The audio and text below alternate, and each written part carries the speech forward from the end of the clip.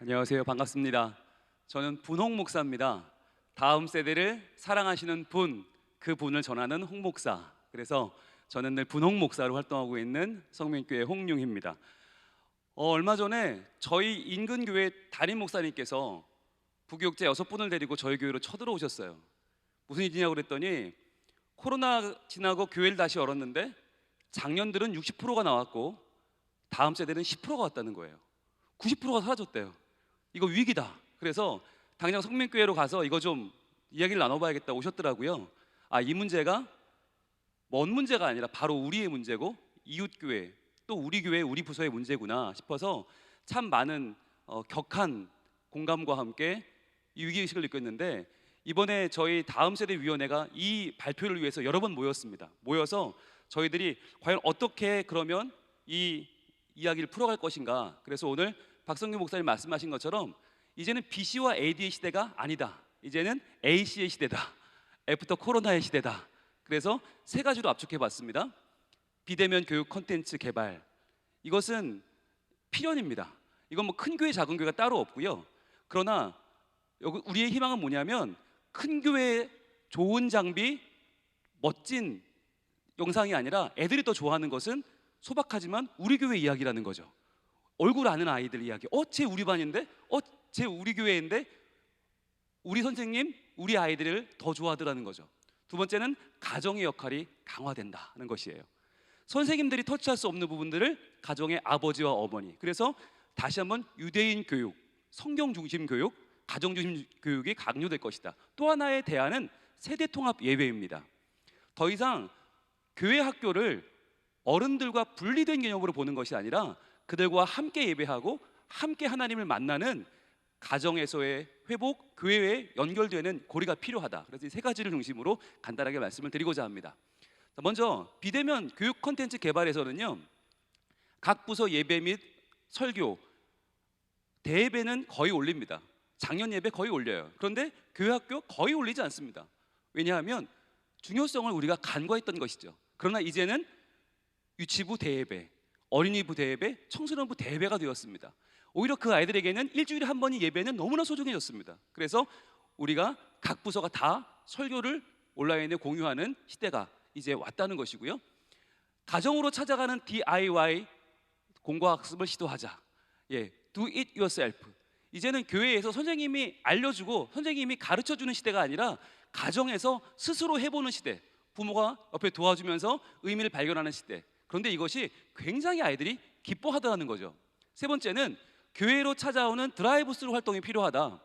한 시간씩 예배 드리는 걸 부모님들이 불안해하십니다. 그래서 교회를 안 보내요. 그래서 그러면 잠깐 5분, 10분 왔다 가라 기도해주고 선물 주고 공과를 나눠주는 드라이브 스루 활동을 제안합니다. 그리고 이제는 모임의 숫자나 횟수 중요하지 않습니다.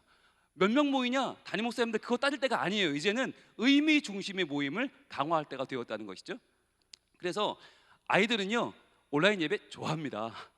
경험상 아이들 정말 너무 좋아하고요. 집에서 보는 TV, 유튜브 익숙합니다. 그런데 아이들은 그 내용을 우리 목사님이 나와요. 우리 전도사님이 준비해 줬어요. 그것만 들어도 아이들은 감동하고 얼마나 좋아하는지 몰라요. 아이들에게 저희가 공과 세트를 선물로 보냈습니다. 얼마나 좋아하는지 저 아이는요, 저 선물 상자를 열고 닫고 해질 때까지 계속 장난감처럼 갖고 놀더라 합니다. 여러분, 교회에서 하면 별거 아닌 것 같은 이 공과를 집에서 하면서 아이들이 얼마나 즐거워하는지 선생님들이 교회로 전화가 와요. 이렇게 좋은 공과가 언제 있었냐? 그거 우리 다 쓰던 거거든요. 그런데 집에서 하면 아이들이 더 좋아하는 거예요. 행복해하고 그 아이들이 교회가 우리를 위해서 많은 애를 써주고 있다, 고마워하더라는 거죠. 게다가 집에서만 할 수 있는 프로그램이 또 있어요. 교회에서 못하는 거, 저렇게 싹을 틔우면서 희망의 싹, 사랑의 싹을 틔우는 활동들을 집에서 도리어 더 잘할 수가 있다. 그래서 우리가 찾아보면 돈 많이 들이지 않고 큰 교회나 하겠지, 대형 교회 하겠지, 아니요, 작은 교회가 할 수 있는 활동이 참 많더라는 것이죠. 하나 제안을 드립니다. 이건 뭐냐면 예수님의 마지막 일주일을 그림만, 스케치만 가정으로 보냈어요. 그래서 아이들이 마음대로 색칠하게 했어요. 그리고는 아이들의 이 색칠을 저희들이 모았습니다. 예수님의 마지막 모습들, 이런 모습을 보아서 아이들이 색칠해서 사진을 찍어서 보내라고 그랬어요. 아이들이 이게 뭐지? 이게 뭐지? 찍어서 나름대로 보냈어요. 그걸 모아서 저희가 어떻게 했냐면 두 가지를 했는데, 하나는 이 그림들을 모아서 교회 안에 하나의 디오라마로 예수님의 마지막 일주일 이렇게 전시했고요. 또 하나는 이걸 가지고 영상을 만들었어요. 한번 잠깐 짧게 앞부분만 보겠습니다. 자, 과연 어떤 작품이 되었을까요? 우리 아이들이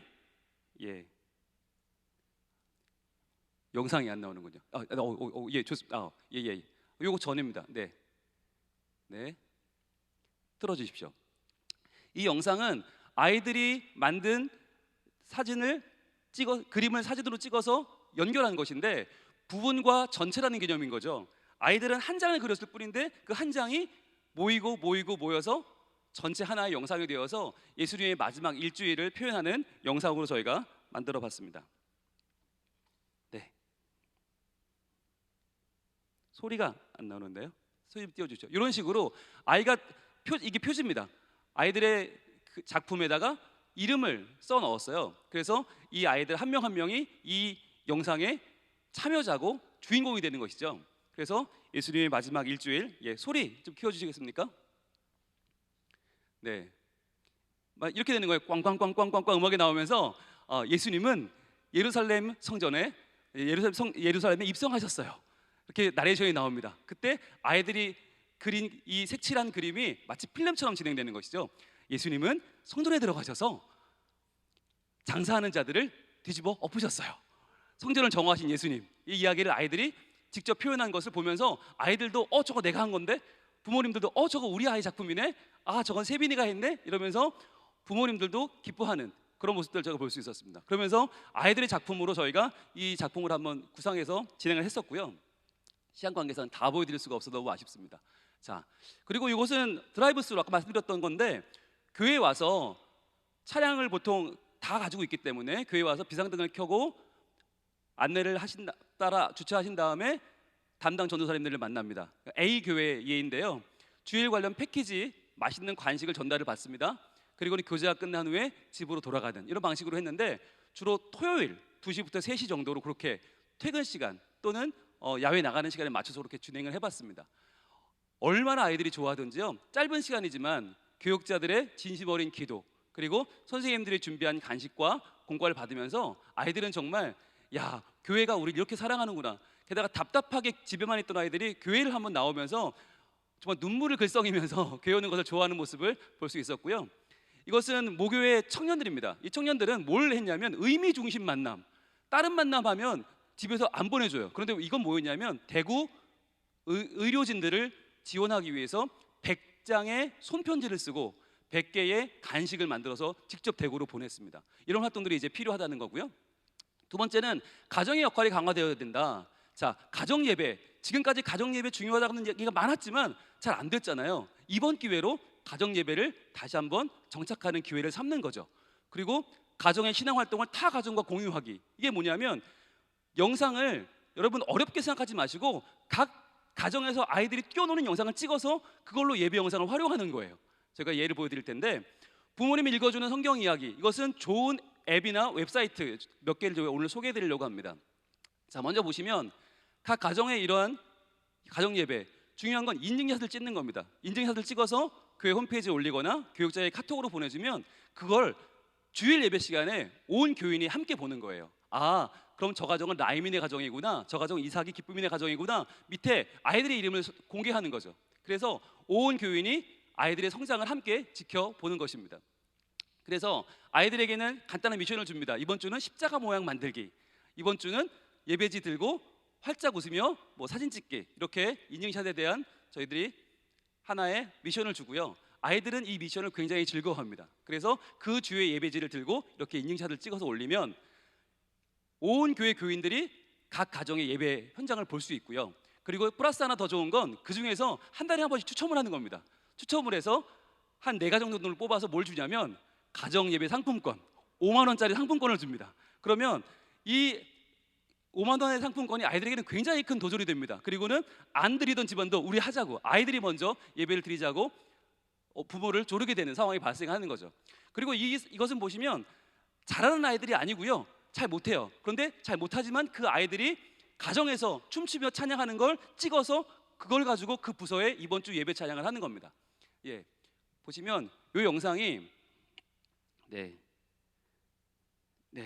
오늘 되게 아쉽네요. 저희가 열심히 준비한 영상들이 잘 나오질 않아서. 네, 이 영상도 이 아이들 진짜 막춤이거든요. 그런데 아이들이 보면 저건 나도 하겠다 할 정도로 못 춰요. 그런데 아이들 그걸 보면서 더 즐거워하고 같이 춤추면서 아이들은 자기의 얘네들이거든요. 이 영상이 나오면 대단히 좋은데 얼마나 엉성합니까, 그죠? 얼마나 대충 춥니까?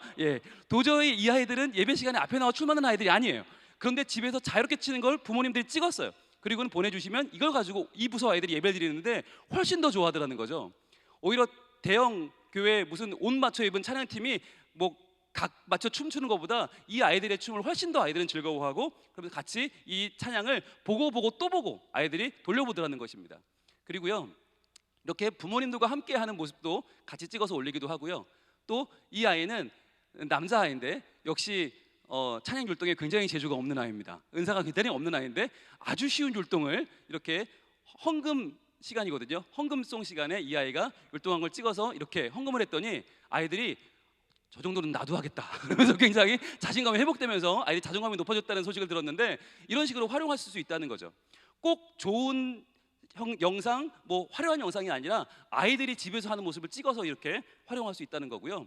이 장면은 선생님들이 이 기도를 릴레이로 하신 거예요. 릴레이로 하신 장면을 저희들이 모아서 편집해서 영상으로 만들어 본 그 영상이고요. 역시 영상이 오늘 잘 안 나옵니다.